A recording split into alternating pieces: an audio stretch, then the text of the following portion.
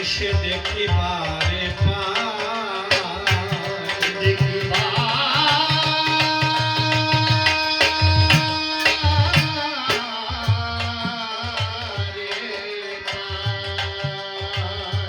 মলিনী বদনে রাজ সিংহাসনে বসে আছে আমার রাম দয়াময়, রাম দয়াময়।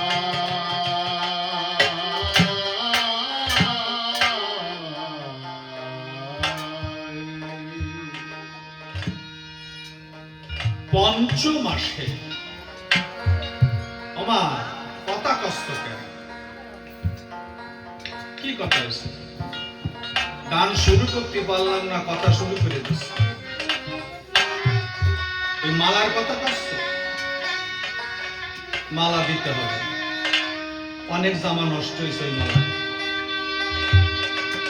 মালা নেবা, নয় আসার মালা নেবা, নয় তুলসীর মালা নেবা, যাতে জামা কাপড় নষ্ট না হয়।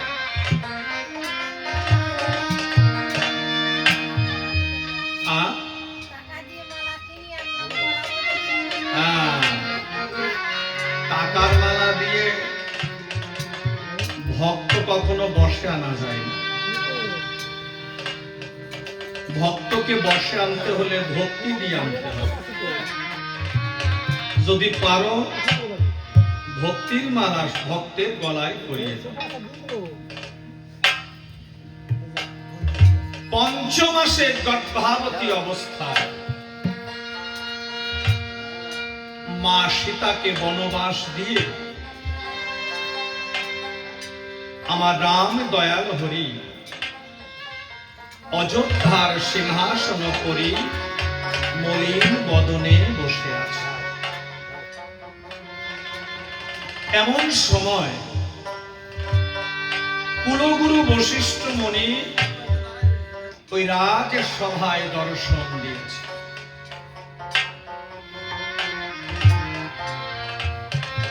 কুলগুরু বশিষ্ঠ মুনি দেখতে পায় যে আমার রাম দয়াময় মলিন বদনে রাজ সিংহাসনে বসে। তাই বশিষ্ঠ মুনি রামকে ডেকে বলছে, বাবা, ও বাবা, কেন হেরি তব বিষণ্ণ বদন? মলিনী বদনে আমার রাম ভগবানে দর্শন করলেন যে কুলগুরু বশিষ্ঠ মুনি এসেছে অযোধ্যা ভুবন।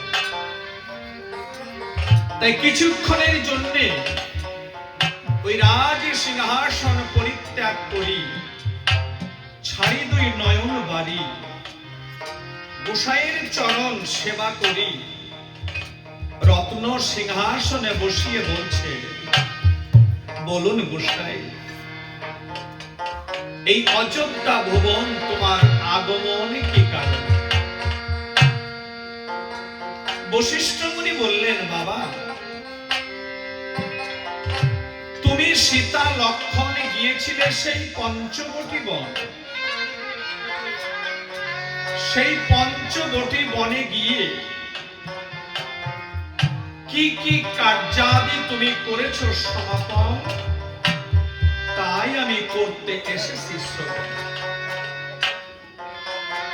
এই কথা শুনে রাম ব্রহ্ম সনাতন নয়ন বাড়ি ছেড়ে দিয়ে গোসাইয়ের চরণ প্রান্তে বসে পড়ে বললেন, গোসাই, আবার তুললেন সেই দুঃখের কথা। তবে বেশ, আপনি যখন শুনতে চাইছেন, আমি কিঞ্চিত বর্ণনা করছি, আপনি শ্রবণ করুন। আমি রাম সীতা লক্ষণ গিয়েছিলাম সেই পঞ্চবটী বন। সেই পঞ্চবটী বনে গিয়ে ছোট্ট একটা পর্ণ কুঠির আমি করেছিলাম নির্মাণ। হঠাৎ একদিন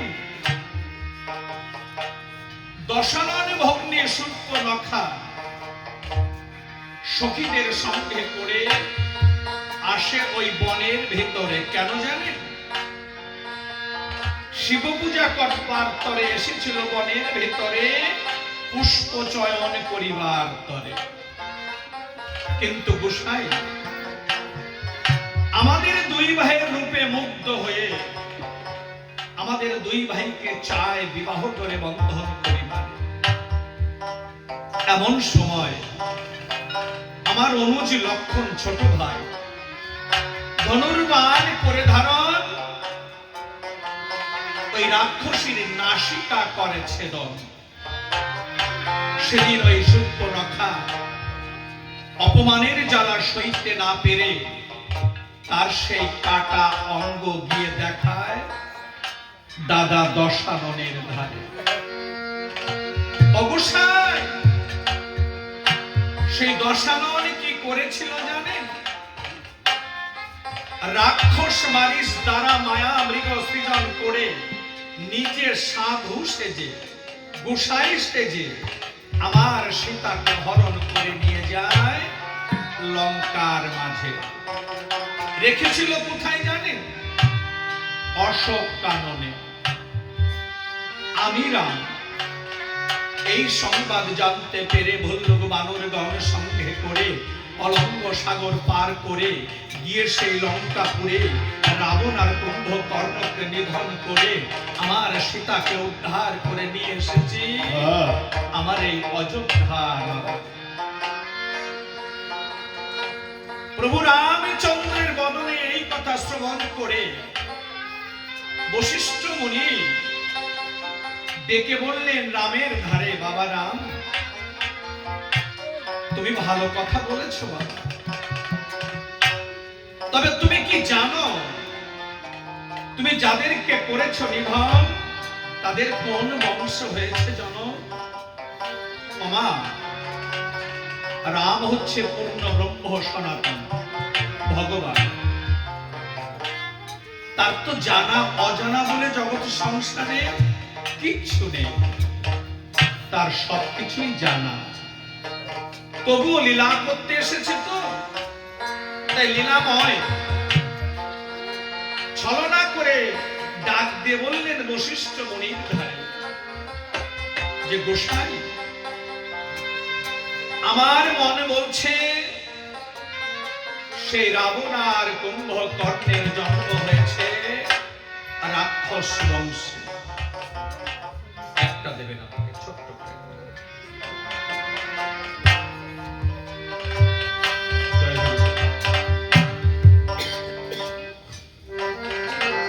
কিন্তু বশিষ্ঠ মুনি বললেন না না না, সেই রাবণ আর কুম্ভকর্ণের জন্ম রাক্ষস বংশ হয়নি। আমি বলছি তুমি শ্রবণ করো। বিশ্বশ্রবা মুনির পুত্র পৌলাস্তের নাতি সেই রাবণ আর কুম্ভকর্ণকে নিধন করে তুমি রাম রঘুবরে হয়েছে ব্রহ্মঘাতে পাতকী। এই কথা শুনে আমার জগৎপতি আখি বাড়ি ছেড়ে দিয়ে গোসাইয়ের দুটো চরণ বক্ষে জড়িয়ে ধরে বললেন, গোসাই, আমি যদি সত্যি সত্যি ব্রহ্মঘাতে পাতকী হয়ে থাকি তাহলে আপনি আমাকে এমন একটা বিধান দেন, সে বিধান মতো কার্য করলে সমাধান ব্রহ্ম সাপ থেকে নিষ্কৃতি পাবে রাম কমল লোচন। বশিষ্ঠ মুনি বললেন, বাবা, তুমি হচ্ছে বিধাতার বিধি, অনাদির আদি, আর আমি তোমাকে বিধান দেব এটা কখনো শোভা পায় না। কিন্তু রামচন্দ্র বললেন, গোসাই, তা হয় না, আপনি আমার গুরু, আপনি আমাকে বিধান দেন। তাই বশিষ্ঠ মুনি বললেন, বাবা, তাহলে শোনো, আমার কাছে তিনটে বিধান আছে। এই তিনটে বিধানের মধ্যে যে বিধানটি তোমার মনোপুত হবে সে বিধান মতো কার্য করলে হবে ব্রহ্ম সাপ থেকে নিষ্কৃতি পাবে, তুমি রাম রাম হবে। আমার প্রথম বিধান তুমি শুনে নাও। বশিষ্ঠ মুনি কি বিধান দিলেন? শ্রেষ্ঠ রাজার মন্ড করে করে তুমি শোন রঘুপতি। শ্রেষ্ঠ রাজার মন্দ করে কর্তন তুমি শোনো রঘুপতি। ও বাবা যজ্ঞে তোমার দিতে হবে পূর্ণ আহুতি। যোগে তোমার দিতে হবে পূর্ণ আহুতি।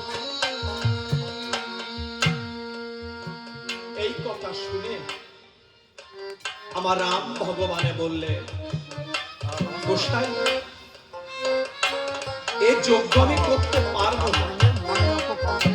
ठीक है मतलब कथा में होता है তার কারণ रामायण कथा चल रहा है उधर सुबह मार दे এই জগতের সংসারের শ্রেষ্ঠ রাজা হচ্ছে আমরা চারি ভাই।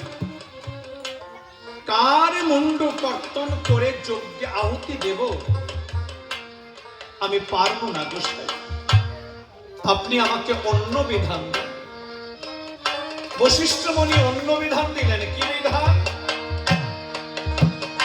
একটা মন্ড করে কর্তন তুমি শোনো রঘুপতি। একটা মন্দ করে কর্তন তুমি শোনো রঘুপতি। ও বাবা যজ্ঞে তোমার দিতে হবে পূর্ণ আহুতি। যোগে তোমার দিতে হবে পূর্ণ আহুতি। এ কথাও শুনে ব্রহ্ম সনাতনে বললেন, পারবো না গোসাই। তার কারণ একেতে রাবণ আর কুম্ভকর্ণকে নিধন করে আমি রাম রঘুবরে হয়েছি ব্রহ্মঘাতে পাতকী। আর সেই ব্রহ্মঘাত পাতকী থেকে নিষ্কৃতি পেতে বিধান দিচ্ছেন গোহত্যা আমাকে। আমি পারবো না গোসাই, আপনি আমাকে অন্য বিধান দেন। বশিষ্ঠ মুনি বললেন, বেশ বাবা, তবে এটাই কিন্তু শেষ বিধান, এর পরে আর কোনো বিধান আমি তোমাকে দিতে পারবো না। তুমি শুনে নাও, একটা অশ্বমন্ড করে কর্তন তুমি শোনো রঘুপতি।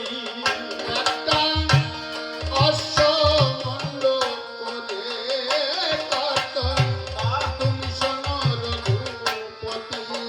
ও বাবা যজ্ঞে তোমার দিতে হবে পূর্ণ আহুতি। যোগে তোমার দিতে হবে পূর্ণ আহুতি। এই কথা শুনে আমার রাম ভগবানে বড় খুশি হয়েছে মনে। বলছে, গোসাই এই যজ্ঞ আমি করতে পারব। তার কারণ ইতিপূর্বে আমারই বংশে বহুবার অশ্বমেধ যজ্ঞ হয়েছে। কিন্তু গোসাই ওই দেখুন আমার অশ্বশালে কত অশ্ব বাঁধা রয় পালে পালে, ওই অশ্ব দিয়ে কি যজ্ঞ পরিপূর্ণ হবে এই ধরাতলে? কিন্তু বশিষ্ঠ মুনি বললেন, না না না, তোমার অশ্বাগারে যে অশ্ব দেখা যায় ওই অশ্ব দিয়ে যজ্ঞ পরিপূর্ণ কভু না হবে এই বসুধায়। তোমার এই যজ্ঞটাকে পরিপূর্ণ করতে হলে তোমার যজ্ঞে লাগবে একটা অষ্টবর্ণের অশ্ব। তুমি শোনো রাম নীলদলে। ওমা, আমরা সবাই জানি অশ্ব মানে ঘোড়া, তাই তো মা? তাহলে অষ্টবর্ণে মানে 8টা রং থাকবে ঘোড়ায়। আমরা 8 রঙের ঘোড়া কখনো দেখেছি না গো? দেখি নাই। কিন্তু এই যে 8 রঙের ঘোড়ার মূল রংটা হচ্ছে সাদা। সাদার পরে 7টা রং করা রয়েছে। এটা একটু গোসার কাছে জেনে নেবেন, আপনাদের গুরু গোসাই রয়েছে। কোন ঘোড়ার রং 8 রং হয়, মূল রংটার কথা আমি বলে দিলাম সাদা কালার। ওই সাদা কালারের পরে 7টা রং করা রয়েছে। কিরকম? দেখা যাচ্ছে তার কানের রংটা একটু অন্যরকম আছে, তার লেজের কালারটা একটু অন্যরকম আছে, গ্রীভা মানে ঘাড়ে যে কেশরগুলো থাকে তার রংটা একটু অন্যরকম আছে। এটা কিন্তু বলছি লীলা জগতের কথা, কিন্তু এর একটা আধ্যাত্মিক ব্যাখ্যা রয়েছে। মা তো বলেই যায়, আমাদের পিতৃধনের রংটা কেমন? সাদা না বাবা? মাতৃধনের রংটাও কিন্তু সাদা। মাতৃ যে কীট এবং আমাদের পিতৃর যে কীট, ওটা সবই সাদা কালার। কিন্তু এটা 8টা কালার কখন হয় এটা আমি বলে দিতে পারবো না, এটা গোসার কাছ থেকে জেনে নেব। তবে এইটুকু বলতে পারি, এই যে আমাদের মানব দেহটা দেখছেন, মায়ের 4টে সত্তা আছে, বাবার 4টে সত্তা আছে। এই 8টা সত্তা দিয়ে এই দেহটা গঠন করা হয়েছে। আর সেই শ্রীগুরুর দেওয়া 10, মানে ঈশ্বরের দেওয়া 10টা সত্তা। তবে ঈশ্বরের যে 10টা সত্তা, ওগুলো দেখানো খুব কঠিন ব্যাপার। কিন্তু মা বাবার যে 8টা সত্তা, এগুলো দেখানো যায়। যাক, ওদিকে যাব না, লীলা নিয়ে থাকা ভালো। ভগবান রামচন্দ্র বললেন, গোসাই কোথায়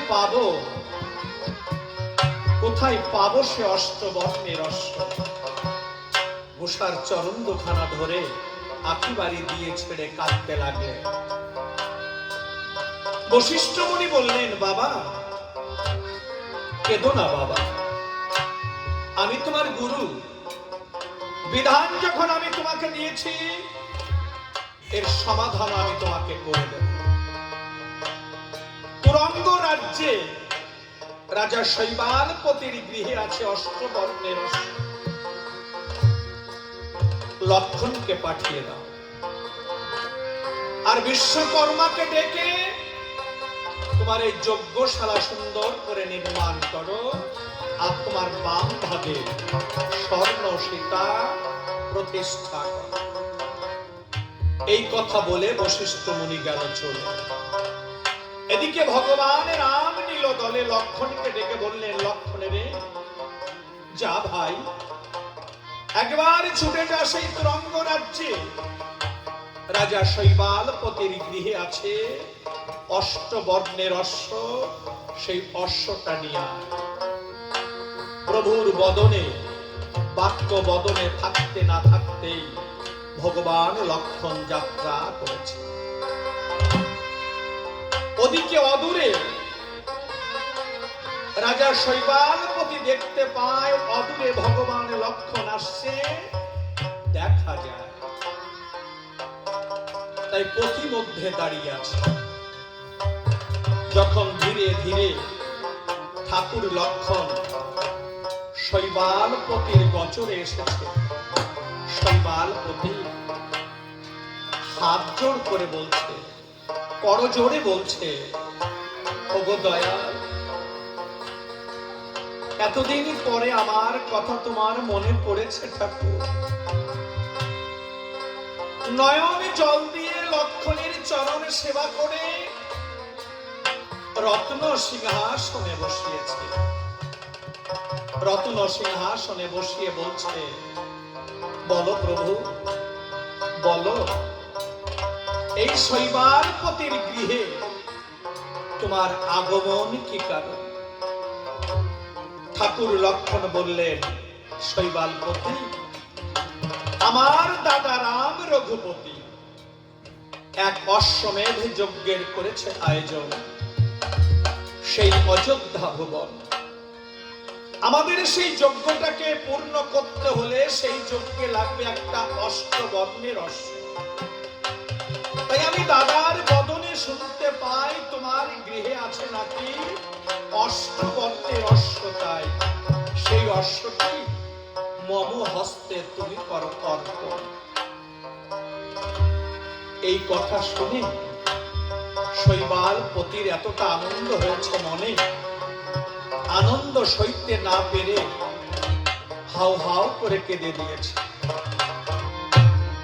দেখবেন মানুষ অনেক কষ্ট পেলে হেসে দেয়, আবার অনেক আনন্দ পেলে মানুষ কান্না করে দেয়। আজকে শৈবাল পতি ভাবছে জীবনে ভগবানের সেবায় আমি লাগতে পারিনি, আজকে আমার কাছে এসেছে অষ্টবর্ণের অষ্ট চাইতে, তাই কাঁদতে কাঁদতে অশ্বশালে গেছে। অষ্টবর্ণের অশ্ব এনে ভগবান লক্ষণের করে তুলে দিয়েছে। ভগবান লক্ষণ বললেন, শৈবালপতি একই অশ্বটা তুমি আমার হস্তে তুলে দিলে, অশ্বের বিনিময়ে তুমি আমার কাছে কিচ্ছু চাইবে না? বলো বলো, এই অশ্বের বিনিময়ে তুমি যদি আমার কাছে যুদ্ধ চাও, আমি তোমাকে যুদ্ধ দেব। আর যদি তুমি যুদ্ধ ভালো না বাসো, এই দেখো আমি তোমার জন্য অর্থ নিয়ে এসেছি। এই অশ্বের বিনিময়ে তুমি যদি আমার কাছে অর্থ চাও, আমি তোমাকে অর্থ দেব। আর যদি তুমি অর্থও ভালো না বাসো, আজকে ভগবান লক্ষণ দু বাহু প্রসারিত করে বলছে, এসো ভক্ত, এসো, আমি তোমাকে আলিঙ্গন দেব। ভগবান লক্ষণের ওই কথা শুনে চোখের জল ছেড়ে দিয়ে রাজা শৈবালপতি দৌড়ে গিয়ে ভগবান লক্ষণের সঙ্গে আলিঙ্গন করে চরণ প্রান্তে বসে পড়ে বলছে, ও দয়া, তুমি আমাকে পয়সা দিয়ে ভোলাতে চাইছো? আমি রাজা, আমার নেই কোনো অর্থের প্রয়োজন। তবে শোনো ঠাকুর, শোনো, আমি তোমার কাছে কিচ্ছু চাইব না। আজকে তুমি যে শৈবালপতিকে দেখে যাচ্ছ, এই শৈবালপতির এমন একদিন আসবে, এই শৈবালপতির হস্ত দুখানা এই শৈবালপতিকে ডেকে বলবে, শৈবালপতি, আমি তোমাকে অনেক কর্ম করে দিয়েছি, আর কোন কর্ম করে দিতে পারবো না। ও ঠাকুর, আমার এই চরণ দুখানা একদিন আমাকে ডেকে বলবে, শৈবালপতি, আমি তোমাকে বহন করে বহুবার সাধু সঙ্গে নিয়ে গেছি, আর আমি তোমাকে সাধু সঙ্গে নিতে পারবো না। ওগো ঠাকুর, আমার এই বদন একদিন আমাকে ডেকে বলবে, শৈবালপতি, আমি তোমাকে অনেক হরি কথা, কৃষ্ণ কথা শুনিয়েছি, আর আমি তোমাকে হরি কথা, কৃষ্ণ কথা শোনাতে পারবো না। ওগো দয়াল, এমন দশা যেদিন হবে, সেদিন যদি এই শৈবালপতি ওই ভবনদীর কূলে দাঁড়িয়ে ভাসে দুই আঁখি নিয়ে তোমার দাদাকে তুমি বলে দিও, তোমার দাদা যেন সেদিন তার কোমল হস্ত দিয়ে বৈঠাবে এই শৈবালপতিকে।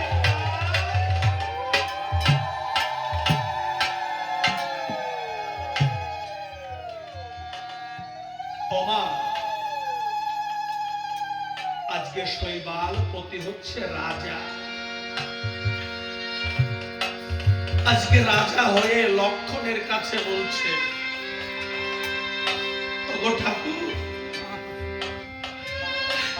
যেদিন আমার গায়ে জোর থাকবে না, যেদিন আমার এই নয়নে আমি কিছু দেখতে পাবো না, যেদিন আমার এই বাক শক্তি হারিয়ে যাবে, যেদিন আমি পথ চলতে পারবো না, সেদিন যদি এই শৈবালপতি তোমাদের ওই ভব নদীর কূলে দাঁড়িয়ে ভাসে তুই আঁখি নিরে, তোমার দাদাকে তুমি বলে দিও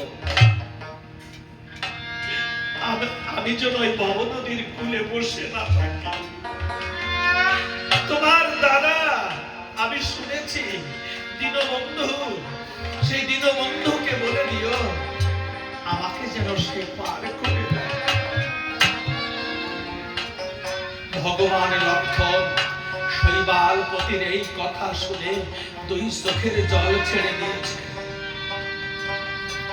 শৈবালপতির সঙ্গে আলিঙ্গন করে বলছে, শৈবালপতি, আমি তোমাকে বলে যাচ্ছি, কৃষ্ণ নাম হরি নাম নিতে যার নয়ন পাতে বহে অশ্রুধার, সে কখনো বসে থাকে না ওই নদীর পার। আমার দাদা বড় দয়ালু, আমার দাদা অবশ্যই তোমাকে পার করে দেবে। ওমা, সেদিন তো শৈবালপতির পারের দায়িত্ব নিয়েছিল লক্ষণ, কিন্তু আজকে আমার মা, যে মায়ের উদ্দেশ্যে আজকের এই রামায়ণ গান, ওরকম একজন মা আমার সংসারেও ছিল, কিন্তু যখন ছিল তখন বুঝতে পারিনি, এখন নেই, এখন বুঝি।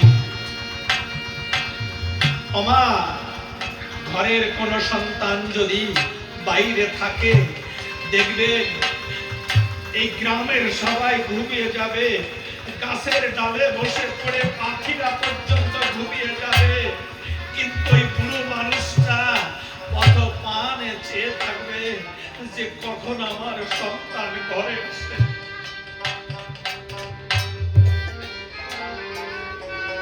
আজকে ভক্তির আসরে দাঁড়িয়ে বিশেষ করে আমি আমার দাদাকে একটা কথা বলে যাই, দাদারে, জীবনের সব কিছু ভুলে যাস, তোকে হরি পূজা, কৃষ্ণ পূজা, কালী পূজা, দুর্গা পূজা কিচ্ছু দিতে হবে না, তবে জীবনে কোনোদিন মা বাবাকে ভুলে যাস না। ওরে স্বর্গ কোথায়? স্বর্গ বলে জগৎ সংসারে কিচ্ছু নেই। সন্তানের কাছে স্বর্গ হচ্ছে তার মা বাবার চরণ। ওই মা বাবার চরণ থেকে কখনো বঞ্চিত হোস না। আজকে রাজা শৈবালপতি, তার অভাবটা কোথায়? তার কি খাবারের কষ্ট ছিল? পড়ার কষ্ট ছিল? কিচ্ছু ছিল না। শুধু কষ্ট কি, আমি কবে দীনবন্ধুর দর্শন পাব? মানুষ হয়ে জগতে এসেছি, কিন্তু মানুষের মতো কর্ম কি আমি পশুপতি করতে পেরেছি? পারি না। কেন পারিনি? একটা দিনের জন্য সাধুগুরুর চরণ চোখের জলে ধুইয়ে দিতে পারিনি। একটা দিনের জন্য এই নয়ন জলে মা বাবার চরণ কখনো পুজিনি। আমি কিসের সন্তান? আমি পশুপতির সন্তান না, সন্তান নামক কুলাঙ্গা।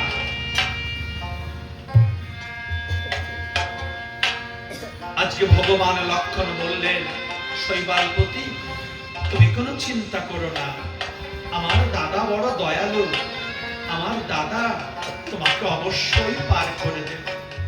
যাও শৈবালপতি, তুমি রাজসভায় ফিরে যাও।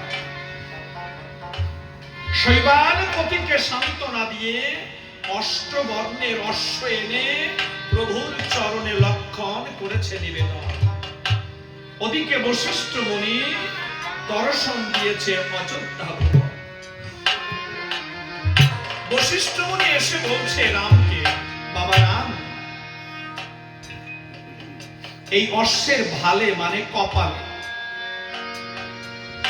একটা জয়পত্র লিখতে হবে। জয়পত্র, ওই জয়পত্র নিয়ে অশ্বটা যখন চতুর্দেশ জয় করে অযোধ্যায় ফিরে আসবে, তখন সেই অশ্বমণ্ড কর্তন করে তোমাকে যজ্ঞে পূর্ণাহুতি দান করতে হবে। ভগবান রামচন্দ্র বললেন, গোসাই, এ যাবৎ কাল ধরে যা কিছু ঘটনা ঘটেছে আমার এই অযোধ্যা নগরে, সব কিছুর সমাধান আপনি করেছেন নিজ গুণে কৃপা করে। আজকের এই পত্রটাও আপনি লিখে দেন। ওমা, পত্র লেখার একটা হিসাব আছে, একটা গদ আছে। সেই গদ মতো পত্র লিখে পত্রের শেষ প্রান্তে বশিষ্ঠ মুনি কি লিখেছে? সতী মায়ের পুত্র হলে দেখো অশ্বটি বাঁধিবে, অশ্বতী পুত্র হলে মনে ছেড়ে দেবে। এই অশ্ব ধরতে হবে কারো নাই তো বাধা, ধরতে গিয়ে চেনা ধরে তার পিতা হবে গাধা। এই অশ্ব ধরে যেজন যুদ্ধ নাই করে, দাতা হয়ে জন্ম লবে আধুনির উদরে। ইতি কৌশলানন্দন শ্রীরামচন্দ্র। এখানেই বশিষ্ঠ মুনি কিন্তু একটা মারাত্মক বড় ভুল করে ফেলেছেন। সেটা কি? এখানে লেখা উচিত ছিল যে দশরথ নন্দন শ্রীরামচন্দ্র, তাই না বাবা? মায়ের নাম লিখেছে, এখানেই প্রথমে ভুল হয়ে গেল। এইভাবে পত্র লিখে বশিষ্ঠ মুনি রামকে ডেকে কয়, ও বাবা রামচন্দ্র, তুমি পড়বে এমন সময়। রামচন্দ্র পত্রখানা পাঠ করে বুঝতে পায় পত্রের মধ্যে যাহা কিছু লেখা আছে যুদ্ধ অবিসম্ভাবী রূপে। রামচন্দ্র গোসাইকে ডেকে কয়, অবশ্যই এ কেমন ধরনের পত্র লেখা হয়েছে বসুধায়? বশিষ্ঠ মুনি বলে, রাম, আমি বলি তোমার ভাবে, তুমি যেমন রাজা তেমন পত্র লিখেছি আমি এই ধরা পরে। তুমি যেমন রাজা তেমন পত্র আমি লিখেছি। তুমি এক কাজ করো, কি? তোমার এই ছোট ভাই শত্রুঘ্ন আছে না, আর এই সুমন্ত সারথি, আর এই অষ্টবর্ণের অশ্ব নিয়ে এবং অন্যান্য সৈন্য সামন্তদের নিয়ে চতুর্দেশ জয় করে আসতে বলো। তাই তারা সবাই মিলে চতুর্দেশ জয় করতে বেরিয়ে পড়লেন। ও ভালো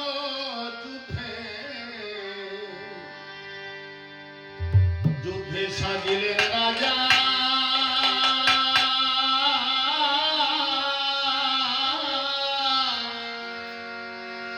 লয়ে সেনাপতি ভালো যুদ্ধে সাজিলেন রাজা, লয়ে সেনাপতি ভালো যুদ্ধে সাজিলেন রাজা।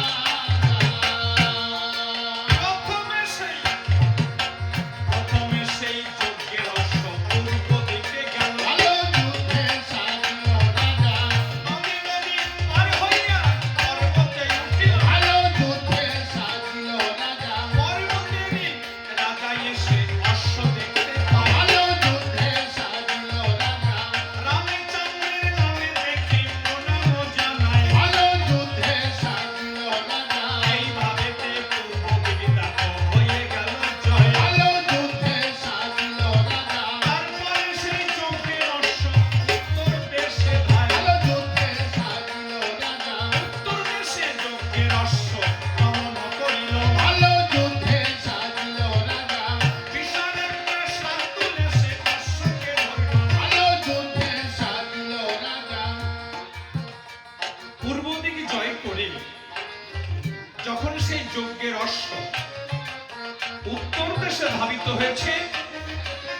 শার্দুল মানে বাঘ। একটা বাঘ এসে ওই অশ্বকে ধরেছে। কে দেখেছে? সুমন্ত সারথি দেখেছে। সুমন্ত সারথি দেখে বলছে ছোট রাজাকে, ও ছোট রাজা, হ্যাঁ, ডাকছো কেন সুমন্ত? আমাদের বড় বিপদ হয়েছে গো। কি বিপদ হয়েছে? ওই দেখুন, কি? উত্তর দিকে আমাদের যজ্ঞের অশ্বকে বাঘে ধরেছে। হায় হায়, বাঘে অশ্বকে ধরেছে? হ্যাঁ, এই জন্য তুমি রথ থামিয়েছো? তা কি করবো বলেন? আমি যে তো আমার রথে আমি আছি, তোমার কি একটু ভরসা নেই? তুমি রথ চালাও, আমি দেখছি। তখন শত্রু ঘন তিনি জানে আনাবানের সঙ্গে ভালো যুদ্ধে সাজিল রাজা, জড়াপানি মানিবে একজন মারিবে। ভালো যুদ্ধে সাজিল রাজা, রাজ্যকে বন্দী করে পাঠায় অযোধ্যায়। ভালো যুদ্ধে সাজিল রাজা, রামচন্দ্রের হাতে দেখো ব্যাঘ্রমুক্ত হয়। ভালো যুদ্ধে সাজিল রাজা, এইভাবে উত্তর দিকে দেখো হয়ে গেল জয়। ভালো যুদ্ধে সাজিল রাজা, তারপরে সেই যজ্ঞের অশ্ব পশ্চিম দেশে যায়। ভালো যুদ্ধে সাজিল রাজা, পশ্চিম দেশে যজ্ঞের অশ্ব গমন করিল। ভালো যুদ্ধে সাজিল রাজা, পার হইয়া পর্বতেই উঠিল। ভালো যুদ্ধে সাজিল রাজা, পর্বতেরই রাজার নাম নীলকান্ত নাম। ভালো যুদ্ধে সাজিল রাজা, রামচন্দ্রের নামে দেখে জানালো প্রণাম। ভালো যুদ্ধে সাজিল রাজা, এইভাবে পশ্চিমে দিকে দেখো হয়ে গেল জয়। ভালো যুদ্ধে সাজিল রাজা, তারপরে সেই যজ্ঞের অশ্ব দক্ষিণ দেশে যায়। ভালো যুদ্ধে সাজিল রাজা, দক্ষিণ দেশে যজ্ঞের অশ্ব ধীরে ধীরে যায়। ভালো যুদ্ধে সাজিল রাজা, কিছু দূরে গিয়ে শত্রুঘ্ন ভাবিছে হিয়া। একে একে তিন দিক জয় করে যখন দক্ষিণ দেশে ধাবিত হয়েছে, শত্রুঘ্ন বীর মনে মনে চিন্তা করছে যে আমি দক্ষিণ দেশে যাব না। তাই সারথীকে ডেকে বলছে, ও সারথী, সারথী, হ্যাঁ বলুন। মনে হচ্ছে তুমি ঘুমিয়ে পড়েছো। না, মানে আমি ভাবছিলাম। ও ভাবছিলে? হ্যাঁ। আমি বলছিলাম কি, কি? আমরা তো তিন দেশ জয় করেছি, হ্যাঁ। তাই দক্ষিণ দেশে আর যাব না ভেবেছি। কেন? দক্ষিণ দেশে যাব মানে ও দেশে তো কোনো বীর নেই। তা যে দেশে বীর নেই সে দেশে গিয়ে লাভ কি? ও ছোট রাজা, হ্যাঁ বলো। আপনি বলছেন বীর নেই, এ কথা সত্য, কিন্তু এখন তো বীর হলেও হতে পারে। এখন যদি বীর জন্মায় নিতান্ত শিশু এই চরাচরে, বীর শত্রুঘ্ন যদি ওই শিশুর সঙ্গে যুদ্ধ করে, মান সম্মান বলে কিছু থাকবে ধরা পড়ে? ছোট রাজা, হ্যাঁ বলো। আপনার এই কথায় আমার একটা কথা খুব মনে পড়ে গেল। হ্যাঁ বলো দেখি কোন কথা মনে পড়েছে। অহংকার হচ্ছে পতনের মূল। সংসারে যে যত অহংকার করেছে সে ততই মরেছে।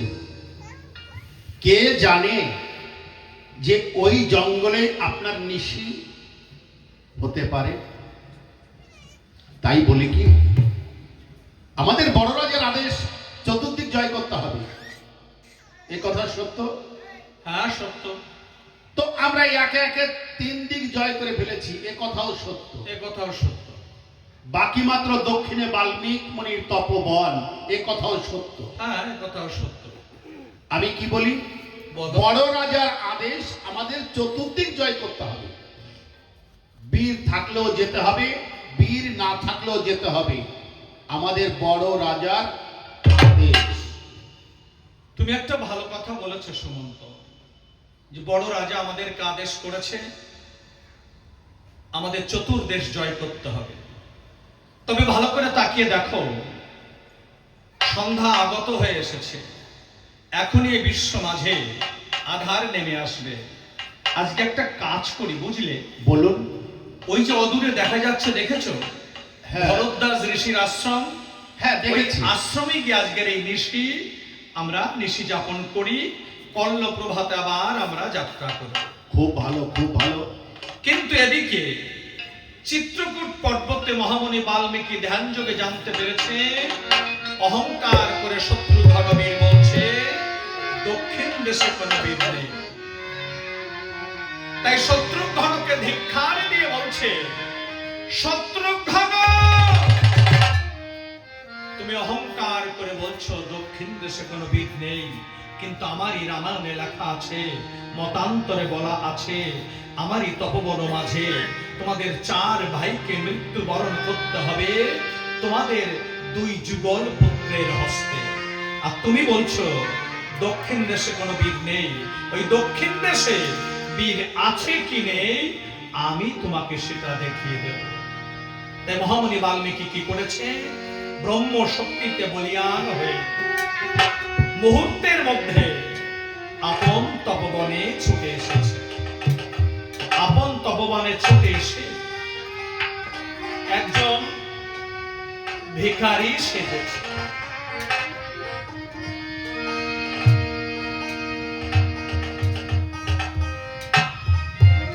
ভিখারি সেজে ভিক্ষার ঝুলি কাঁধে নিয়ে মা সীতার কুঠিরের সামনে গেছে। মা সীতার কুঠিরের সামনে গিয়ে যেমন একটা ছোট্ট ছেলে তার মাকে হারিয়ে পথিমধ্যে বসে পড়ে ভাসে দুই আঁখি নিয়ে, তেমনি ছোট্ট বালকের মতো নয়নবাড়ি ছেড়ে দিয়ে মা দেখাবে মা সীতা, দেখাবে মা সীতা বলে কাঁদছে। একবার দেখা দে,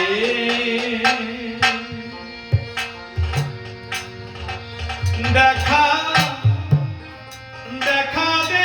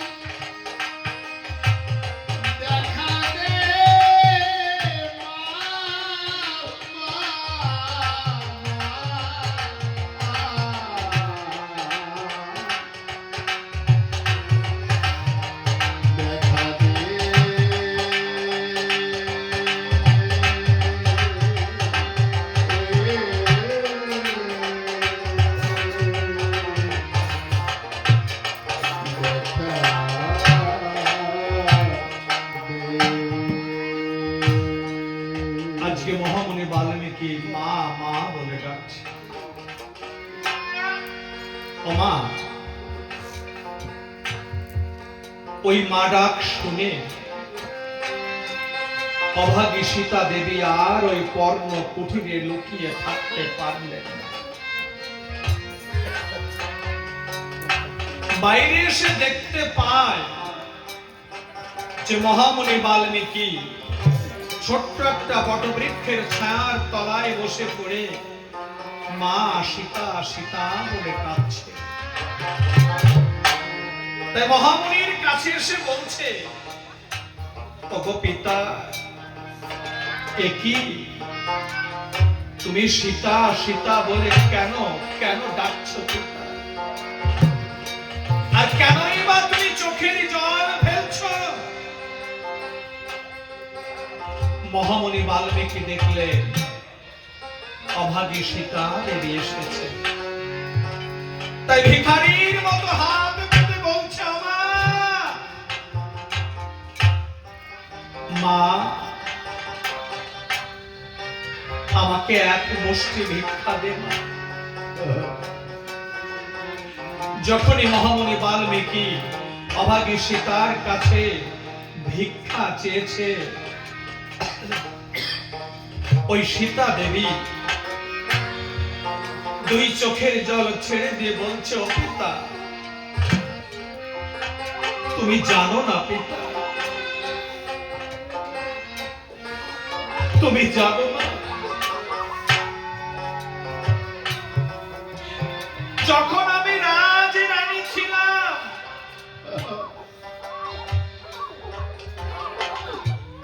আমার দ্বারদেশে কত ভিখারি এসেছে,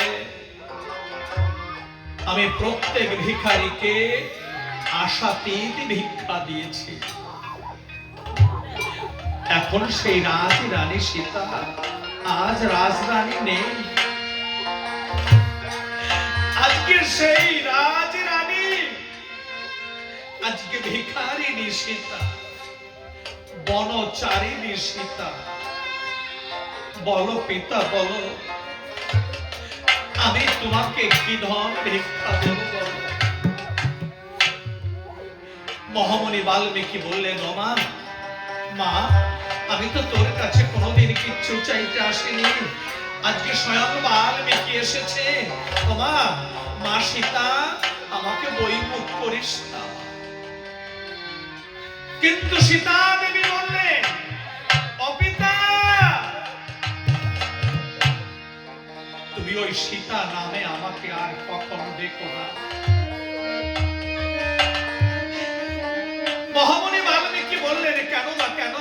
তোর নাম তো সীতা, তোকে সীতা বলে কেন ডাকবো না? সীতা দেবী মুনিবরের চরণ দুখানা বক্ষে জড়িয়ে ধরে ভেসে দুই আঁখি নিরে বললেন, না পিতা না, ওই সীতা নামে শুনলে সাগরের জল পর্যন্ত শুকিয়ে যায়, ওই সীতা নামে শুনলে বৃক্ষের পত্রগুলো ধরণী তলে ঝরঝর করে ঝরে পড়ে। তাই বলছি পিতা, তুমি আমাকে আর কখনো সীতা নামে দেখো না। ও সীতা,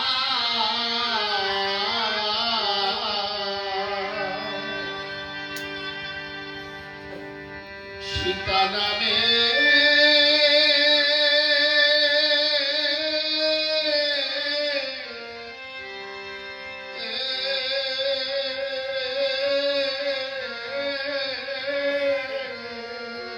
বাবা কেউ না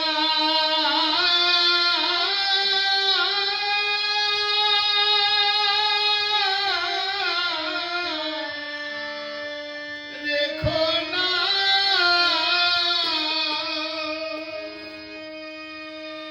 ভবে তার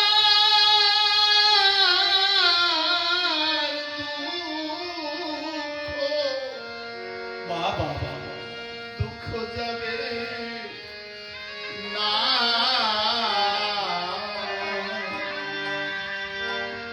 ও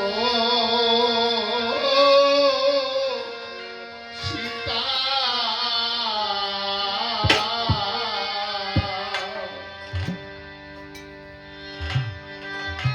সীতা নামে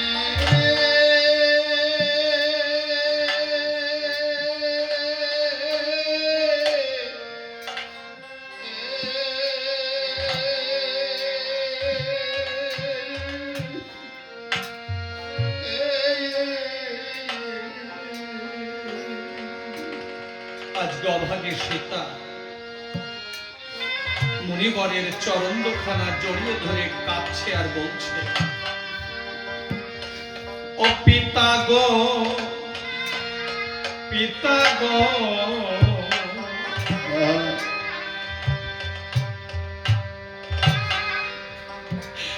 আমি জনম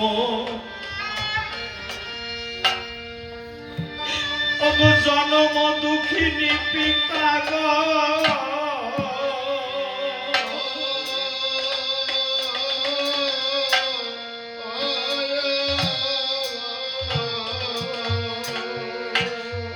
ওরে আমার দুঃখে কাটে কালো রে সীতা নামে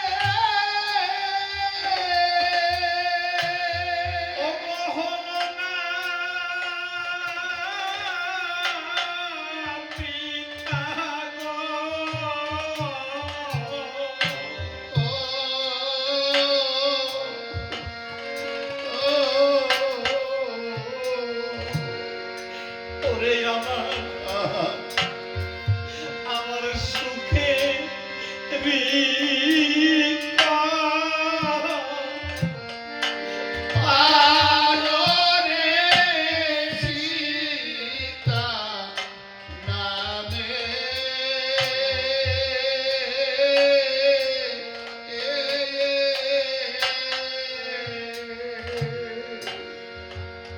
ওমা,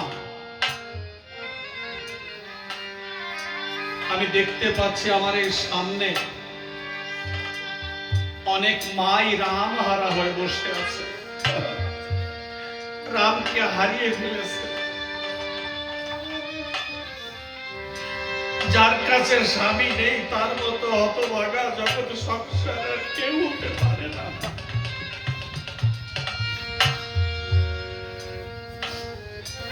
স্বামী যে কি জিনিস ওটা থাকতে কিন্তু আমরা কেউ বুঝি না। দেখবেন স্বামী যখন চলে যায়, স্বামীর ওই মরদেহ বক্ষে জড়িয়ে ধরে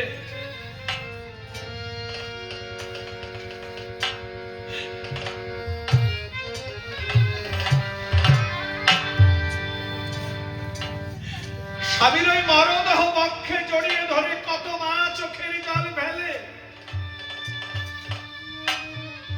ওমা, ওই দেহটা কিন্তু স্বামী না।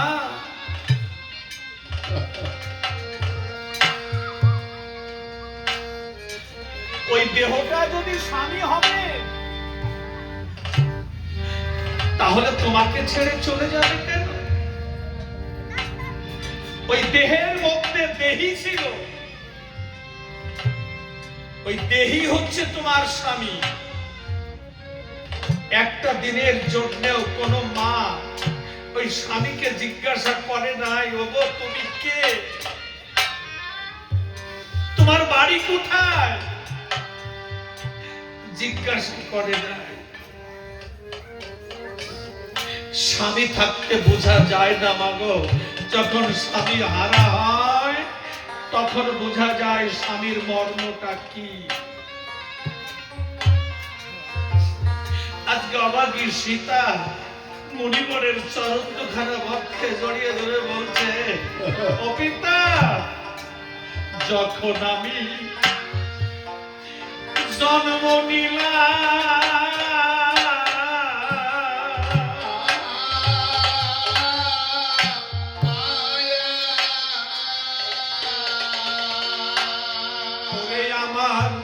আমার মায়ের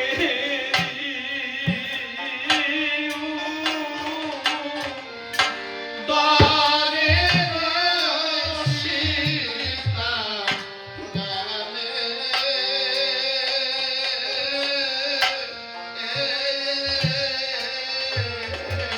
ওরে আমায় সারসি বলে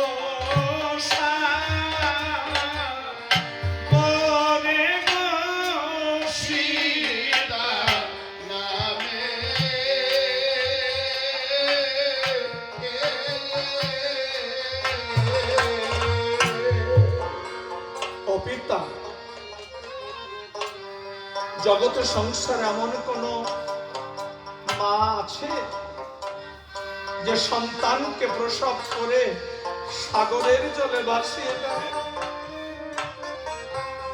নেই,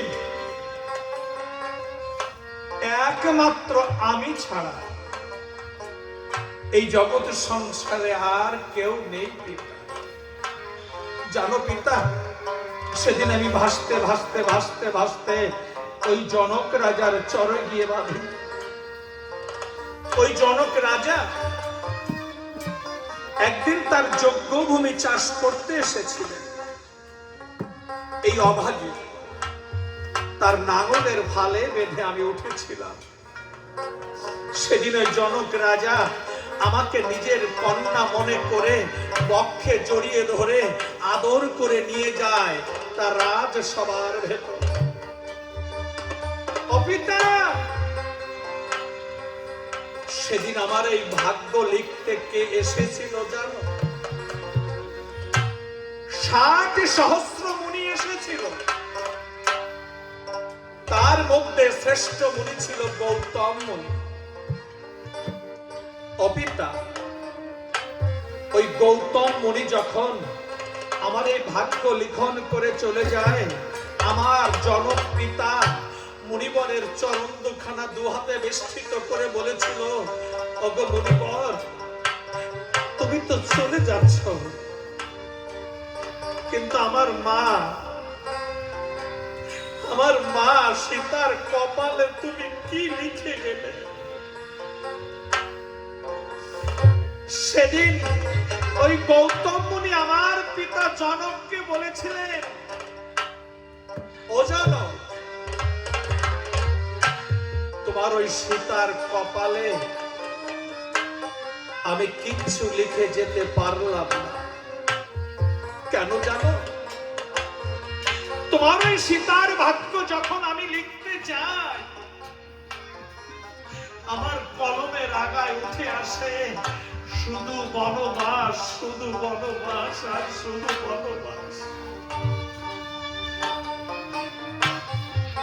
ও পিতা, ভাগ্যের এমনই পরিহাস, আমাকে বিবাহ করে আমার স্বামী পর্যন্ত বনবাস থেকে নিষ্কৃতি পায় না। আমি তোমাকে কিভাবে ভিক্ষা দেবো বলো পিতা? মহামণি বাল্মীকি সীতার ওই নয়নবাড়ি দর্শন করে সীতাকে ডেকে বলছে, মা, তুই কাঁদিস নে মা, তবে শোন, আমি তোর কাছে কোন পার্থিব জগতে ধন ভিক্ষা চাইতে আসিনি। আমি এসেছি মাত্র 3টে দিনের জন্য তোর লব পুষ্প আমাকে ভিক্ষা দেওয়া।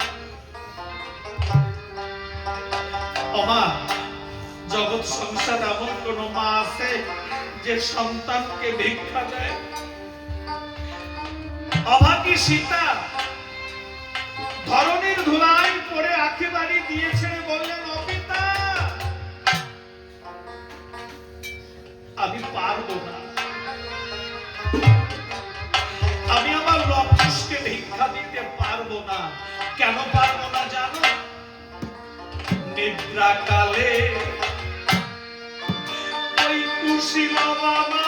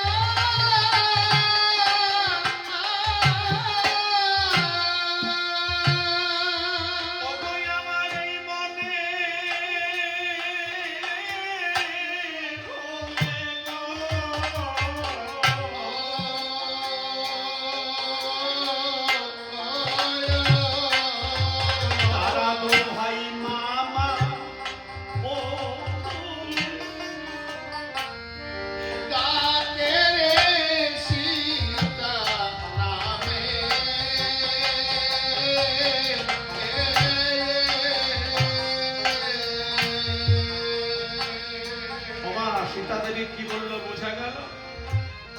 আমি পারবো না পিতা, আমি পারবো না। কেন পারবো না জানো? ওরা যখন দুভাই আমাকে মা মা বলে ডাকে, তখন আমি ওদের পিতার কথা ভুলে থাকি। আমি আমার কুশীলবকে ভিক্ষা দিতে পারবো না। মহামণি বাল্মীকি বললেন, আমা আমি তোকে কথা দিচ্ছি না, তোর ওই কুশীলব সারাটা দিন আমার ওই তপবনে ওরা দু ভাই খেলা করবে, আবার যখন সন্ধ্যা নেমে আসবে তোর ওই কুশীলব তোর কোলে এসে ঘুমাবে। অভাগী সীতা দেবী মনে মনে ভাবলেন, একদিন প্রভুর আদেশ নিয়ে অনুজ লক্ষণ আমাকে গভীর বনবাসে রেখে গেছিল, সেদিন এই জগৎ মাঝে এমন কোন দরদি ছিল না, এমন কোন বান্ধব আমার সেদিন ছিল না যে আমাকে একটু আশ্রয় দেয়। সেদিন এই মহামণি বাল্মীকি আমাকে নিজের কন্যা মনে করে স্থান দিয়েছিল তপবনের ভেতরে। আজকে যদি মুনিবরের কথা আমি না শুনি তাহলে বড় অন্যায় হবে। তাই অদূরে কুশীলব খেলা করছে, কুশীলবের হাত ধরে মুনিবরের হস্তে তুলে দিয়েছে। মুনিবরের হস্তে তুলে দিয়ে বলছে, এই নাও পিতা, এই নাও আমার একমাত্র সাধনের ধন,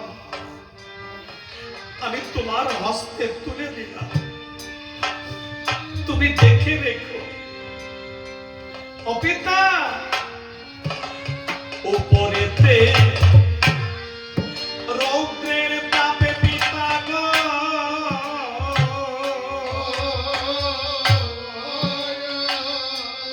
পিতা নিচে তাপে তো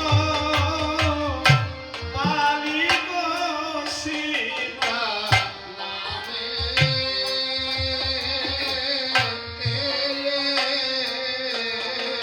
ও পিতা তার ভিতরে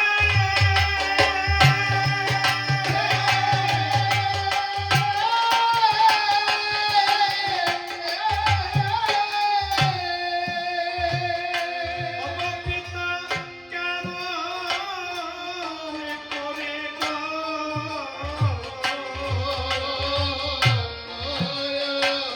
চলবে আমার মনি গো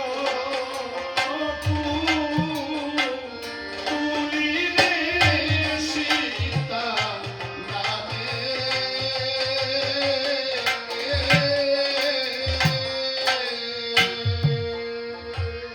ও পিতা, আমার কুশীলবের যদি কখনো খিদে লাগে তোমার ওই বৃক্ষ শাখা থেকে ফল পেড়ে আমার কুশীলবকে তুমি খেতে দিও। ও পিতা, যদি আমার কুশীলবে কখনো জল পিপাসায় বুকটা ফেটে যায় তখন তোমার এই কমণ্ডল থেকে আমার কুশীলবকে তুমি জল পান করতে দিও।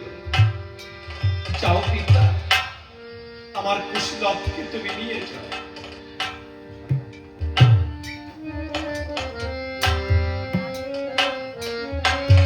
বাবা,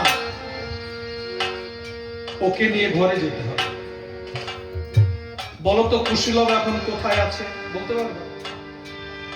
ওই দুইজনের একজনও বলতে পারবে। কুশীলব এখন কোন জায়গায় আছে? না বলার একটাই কারণ হচ্ছে আমার ওই ছোট্ট মা, ওই মায়ের দিকে তোমাদের নজর দিয়েছে, ওর মার কাছে পাঠিয়ে দাও। কালকে সকালে সবাই ওর সঙ্গে এসে খেলা করে, এখন হরি নাম শ্রবণ করে।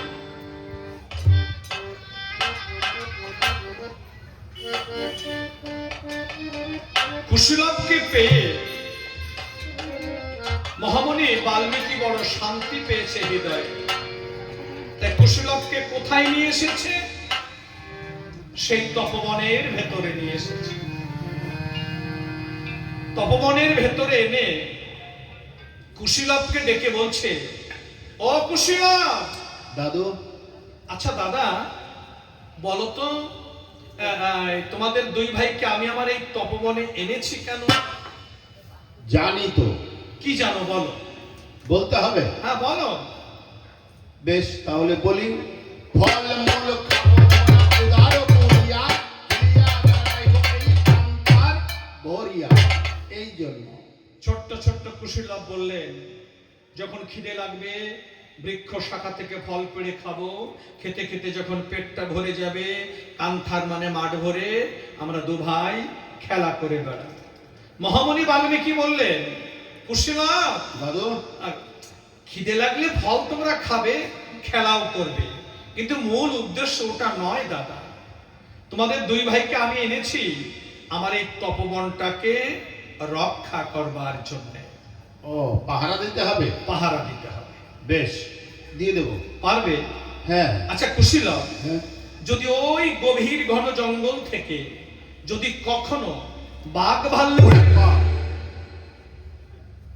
কি হলো, ভয় পেয়ে গেলে?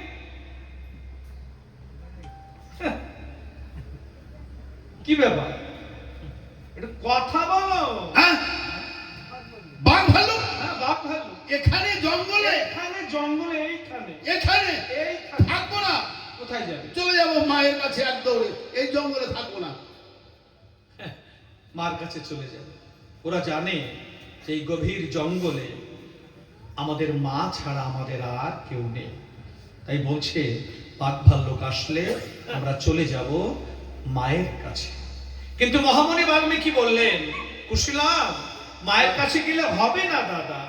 দাদু হ্যাঁ, বলো। তাহলে কি বাঘ ভাল্লুকের পেটে যাবো? না না না না না না, বাঘ ভাল্লুকের পেটেও যেতে হবে না। তাহলে আমাদের দুই ভাইকে আমি একটা কায়দা বা কৌশল শিখিয়ে দিচ্ছি।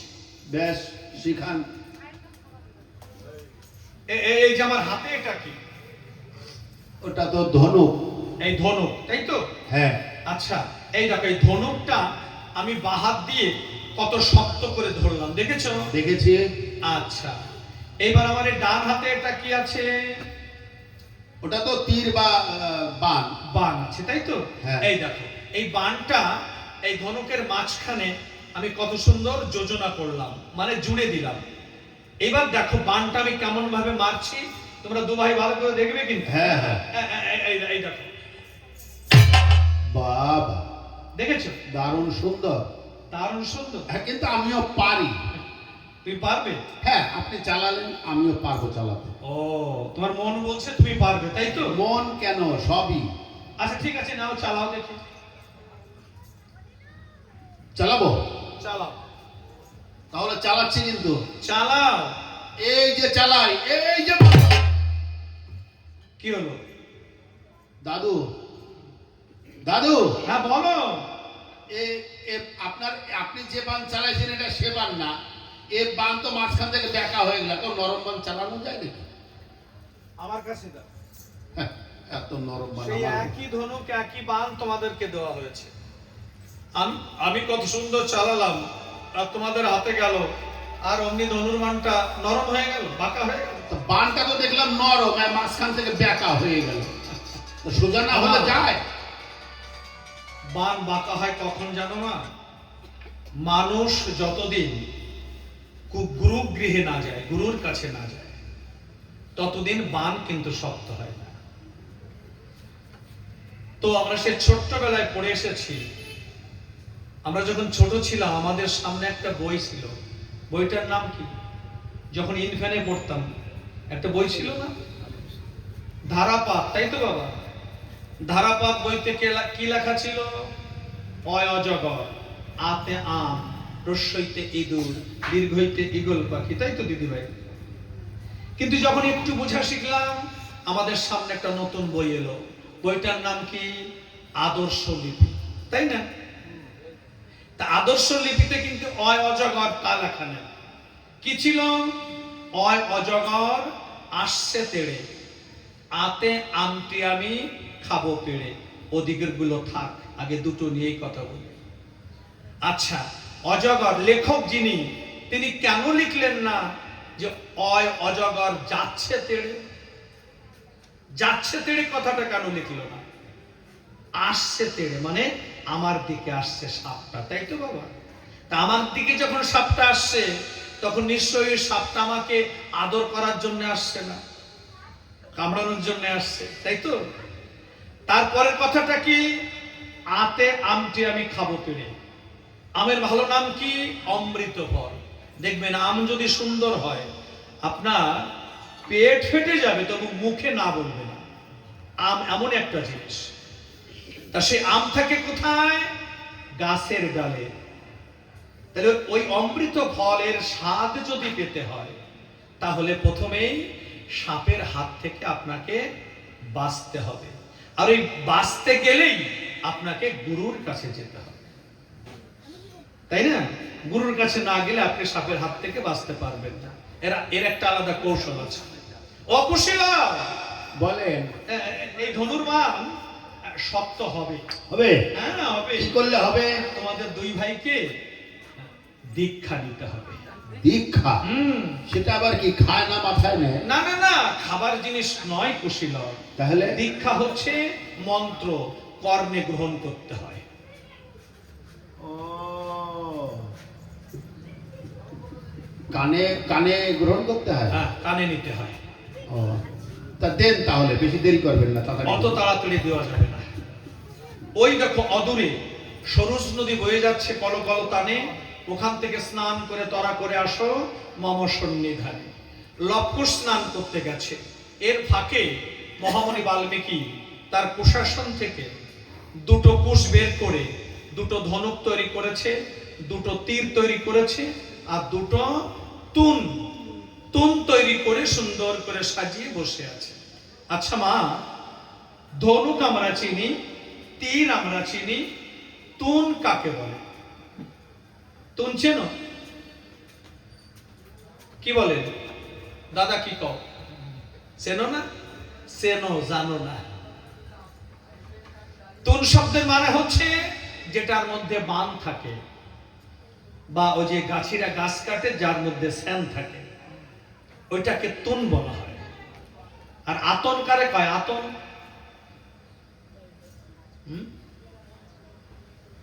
জোরে ক।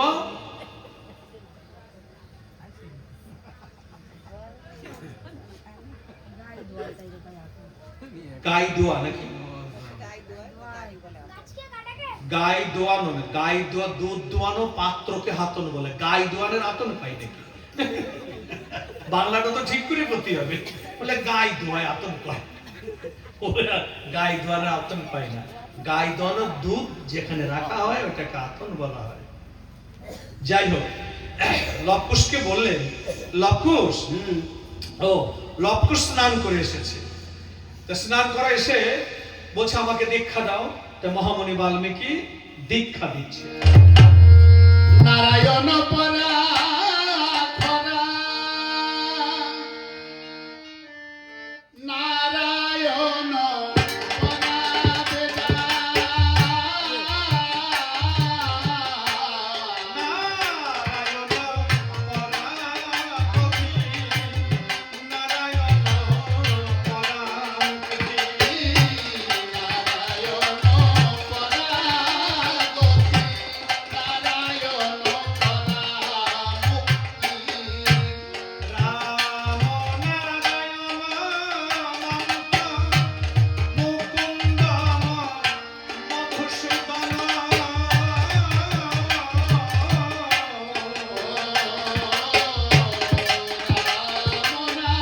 নারায়ণ মন্ত্র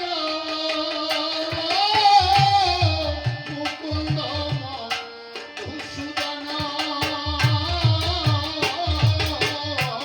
কৃষ্ণ কেশব কংসহরে বৈকুণ্ঠ ধাম। কৃষ্ণকে ভগবান শহরে বৈকুণ্ঠ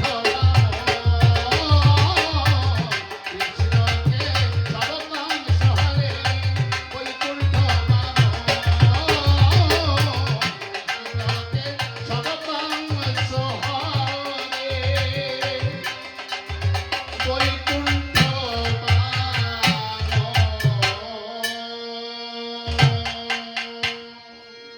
আজকে এই ভক্তির আসরে আমার ভালো দুইজন শিষ্য হয়েছে।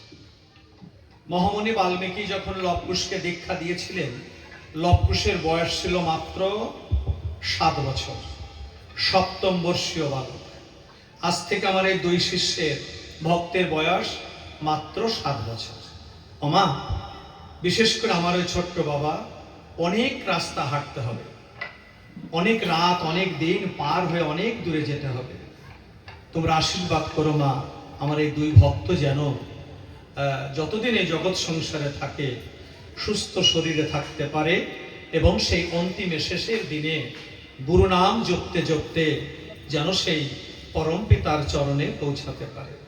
জয় হরি বল। আমার এই ছোট্ট বাবাকে একটু আশীর্বাদ করবেন, আমার এই ছোট্ট বাবা যেন 10 জনের মধ্যে একজন হয়ে মা বাবার মুখ উজ্জ্বল করতে পারে। জয় হরি বল। লবকুশকে দীক্ষা দেওয়ার পরে ডাক দিয়ে বলছে লবকুশের ধারে, ও লবকুশ। হ্যাঁ বলেন। এইবার দেখো তো দাদা এই ধনুর্বাণটা কেমন হয়েছে। কি জ্বালা, ওই আগের মতোই আছে, আর ও দেখতে হবে না। আগের মতো আছে কি করে বুঝলে? কেন, ওই যে দেখতে পাচ্ছি তো। একরকম দেখা গেলে হয়? এই দেখো, এই যে আমি খাড়া করে ধরলাম, না বেকা হয়নি। এই যে আমি কাত করে ধরলাম, না বেকা হয়নি। তাহলে আগের মতন থাকে কি করে? ধরে দেখো, দেন দেখি। না এবার সত্যি মনে হচ্ছে শক্ত শক্ত হয়েছে। হ্যাঁ হয়েছে এবার শক্ত। হ্যাঁ শক্ত তো হবেই, তোমাদের দীক্ষা দিয়েছি। দাদু বলো। তাহলে বান চালাই? চালাও। তবে চালানোর আগে একটা শর্ত। বলো কি শর্ত? এই ধনুক বান যদি সঠিকভাবে চালাতে পারি, হ্যাঁ, তাহলে কিন্তু এই যে আমরা দুই ভাই, দেখেন ভালো করে। দেখেছি। হ্যাঁ, তা আমাদের দুই ভাইকে কিন্তু ধনুক বান দিতে হবে। আর দিয়ে দেবো। দেবেন তো? দেবো। বেশ ভালো কথা, তাহলে চালাই। চালাও। এই যে চালাচ্ছি কিন্তু চালাও। কোথায় চালাবো জানেন? চালাও, তোমার যেখানে মন চায় সেখানে চালাও। তো একটু ঘোরেন দেখি তাহলে এবার। আচ্ছা ঘুরছি, দেখো দেখো একদম ঘুরছি। না না, একটু এইদিক ঘোরেন, এইদিকে। দাঁড়ান দাঁড়ান দাঁড়ান দাঁড়ান দাঁড়ান দাঁড়ান দাঁড়ান। আপনি সেই রথের চাকার মতো খুব পাই পাই পাই পাই করে ঘুরতেছেন। তা তুমি তো আমাকে ঘুরতে বললে। আর বাবা বলেছি আপনাকে আমার দিকে একটু ঘুরতে, তা আপনাকে ওইভাবে ঘুরতে বলেছি নাকি? তুমি সেভাবে বলোনি তো আমাকে। তা ঠিক আছে, আপনি ঘোরেন আমার দিকে। আচ্ছা ঠিক আছে, হ্যাঁ, আমার দিকে তাকিয়ে থাকেন। তাকিয়ে থাকলাম। বেশ। এই বানটা কোথায় চালাবো জানেন? তোমার যেখানে মন চাই তুমি সেখানে চালাও। বেশ ভালো কথা। এই বানটা চালাবো হচ্ছে আপনার বুকের। চালাই না। বাবা শেষ করে ফেলাছি, এমনি আমার সুগার হয়েছে, শালা ভালো মন্দ খাতে পারি রে। তুমি তো শেষ করে ফেলাইছো আমাকে। তা আপনাকে শেষ করার জন্য তো বানটা চালাবো। ওরে বাবা রে, তোমার বান মারার এত শখ, তোমার পাশে ভাই ছিল তো। ওই বানটা যদি আমার ভাইকে মারতাম, আমার ভাই তো মরে যেত। তোমার ছোট্ট ভাই ইয়ং ছেলে মরে যেত, আর এই বুড়ো মানুষটা কি জ্যান্তা থাকতো না? বুড়ো মানুষ দেশে বাঁচায় রেখে লাভ নেই, কেননা শুনেছি শাস্ত্রে লেখা আছে গুরু মারলে নাকি বৈকুণ্ঠে যাওয়া যায়। তা আজকে যখন সুযোগ পেয়েছি, তখন আজকে আপনাকে মেরে আমরা দুই ভাই সশরীরে স্বর্গে যাব। আমা ওদের বয়স কত? 7 বছর, তাই না? তা কি বললো? শাস্ত্রে লেখা আছে 7 বছরে কতগুলো শাস্ত্র পড়া যায়। আর আছে নাকি শাস্ত্রে লেখা আছে কথা? কখনো শুনেছেন? আছে? সাই দেয় না কেন? মনে হয় কি অবা, মনে হয় কি এই মা মাসিরা মনে হয় ঝগড়া করতে পারে না, বোঝা গেছে। খুব শান্ত মনে হয়, ঝগড়া করে না এরা। ঝগড়া করে যারে আমি নিয়ে আইছি, ওরে শালা মরিয়ে যাই বটে, সারা ঝগড়া করে। হ্যাঁ, মিথ্যে কথা না। জন্মাষ্টমীর দিন 3 জায়গা মহোৎসব করে রাত 8টার সময় মোবাইলে কথা বলতে বলতে বাড়ি যাচ্ছে। এই যে আমার বাড়ি আর ওই যে পাকা রাস্তা, ওই জায়গায় আরেকজনের বাড়ি, ওই বাড়ি ছোট ছোট কুকুর আছে না, ওই লোকটা ছোট কুকুর পুষিছে। আর আমি তার মানে কথা বলতে বলতে যাচ্ছি মোবাইলে, ওই কুকুর এসে আমার ডান পায়ে কামড় দিয়েছে পিছন থেকে। আমি ঝাড়া মেরেছি, কুকুর চলে গেল। যার বাড়ির কুকুর তাকে আমি চিনি জানি, আমি কিচ্ছু বললাম না, রক্ত বেরিয়ে গেছে। তা বাড়িকে বললাম কি জানো, ওই মামদারিকে কুকুর না আমারে কামড়াইছে। কয় কি করলে? তুমি কিছু কও নাই?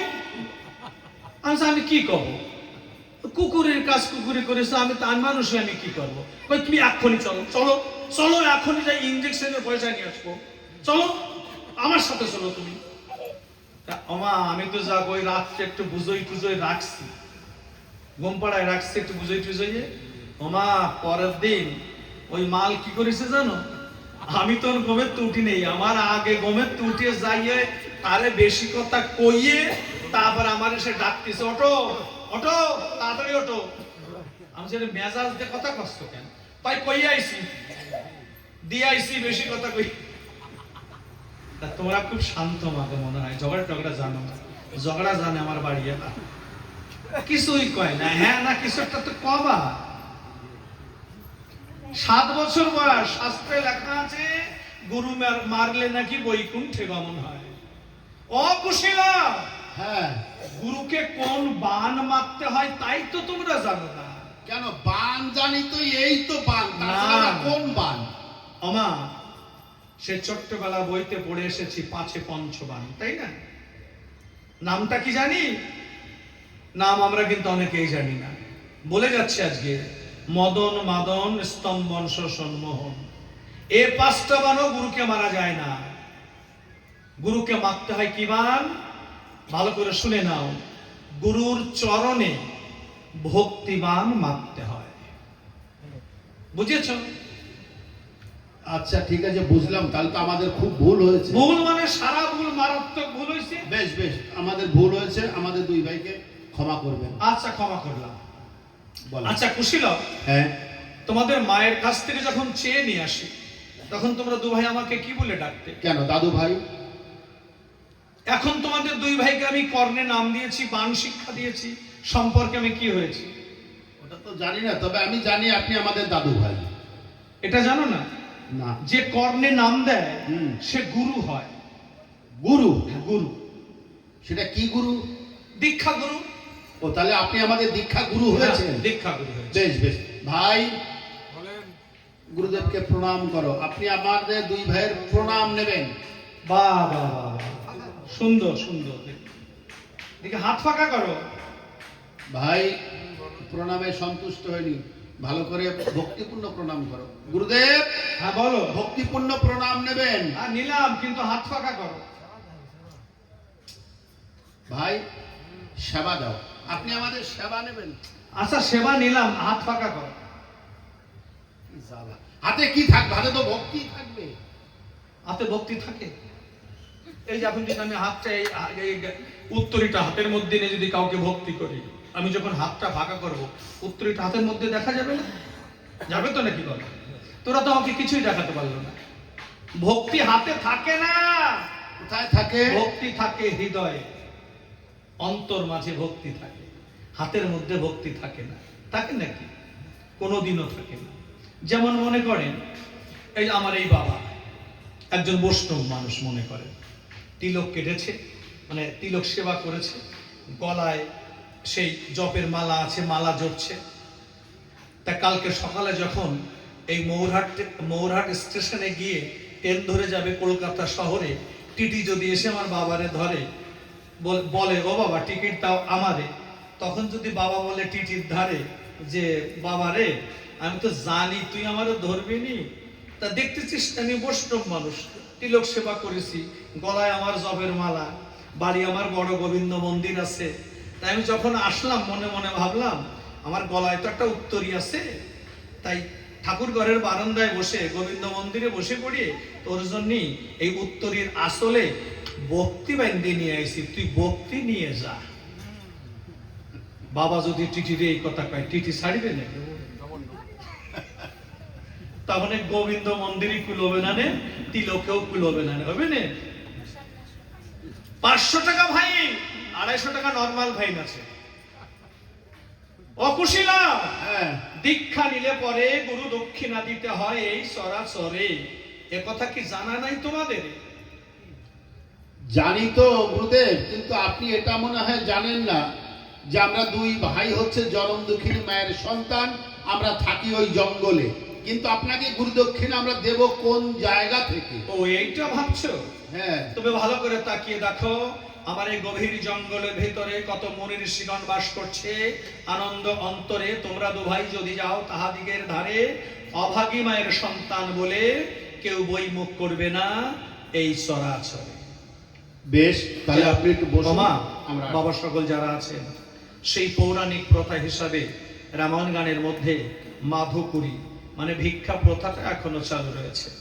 তাই গৃহ